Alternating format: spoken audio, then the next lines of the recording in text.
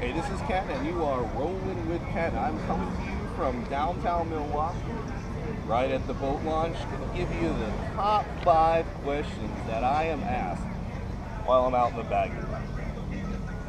I've written them down, and I've kept track, and I've kept score, and here we go.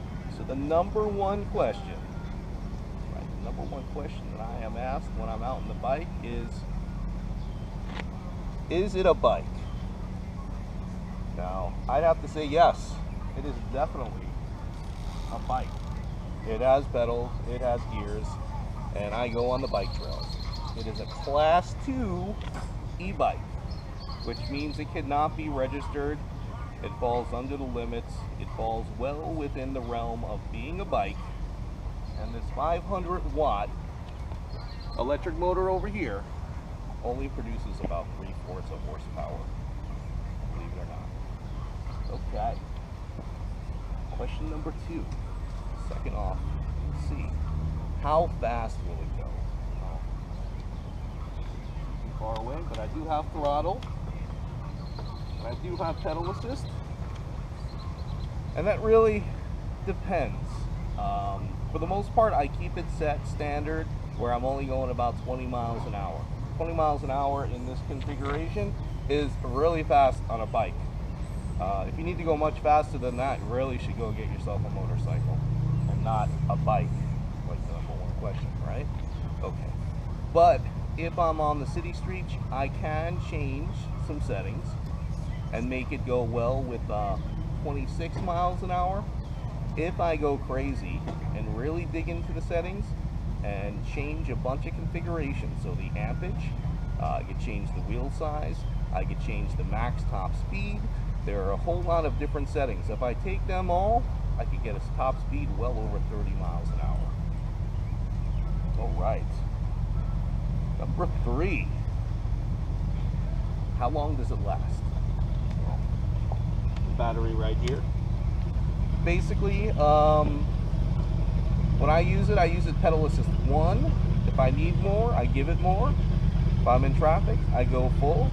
I've been getting about 45 miles on a charge. The battery has not failed me yet, so that's a pretty long trip. If you need to do more than that, I guess you can get a second battery. But so far, the battery has not outlasted me, and I've gone pretty long journeys overall. And for the most part, using a bike path or city streets.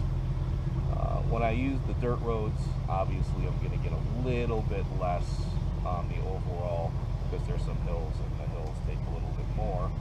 And with my legs, I use the power assist to go up.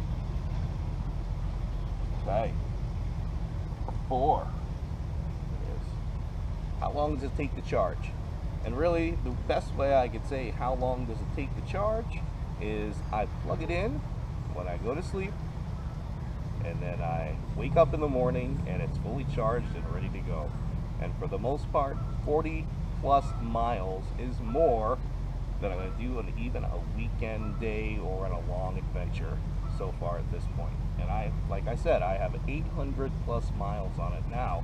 My average trips have been averaging about 30 to 40 miles during a full day type of outing. Number 5. How much does it cost? The bling bling. Well, for the most part, it is a Chinese made bike. The Chinese make the basement really low. This type of configuration is going to set you back anywhere from $1,500 to $2,000. For the most part, you can get most of the Chinese made bikes. They make them all almost in the same factory, Bufang, right? In any configuration that you want, depending upon the options, it's going to cost you more or less. I like the handlebars, right? I wanted fenders. I wanted fat tires. I wanted no spokes. I wanted a folding bike. I wanted a nice big seat. Same thing with the battery and the motor configuration. 48 volts, it's a minimum. 500 watts, same thing. Kind of a setup here, and it came in, like I said, a little under $2,000. All right. Well, that's a little update. We'll give you another one real soon. Thanks for tuning in, and always subscribe I'm gonna take a little ride, enjoy the lakeside this nice summer, almost afternoon here in Milwaukee, and you've been rolling with Ken. Later.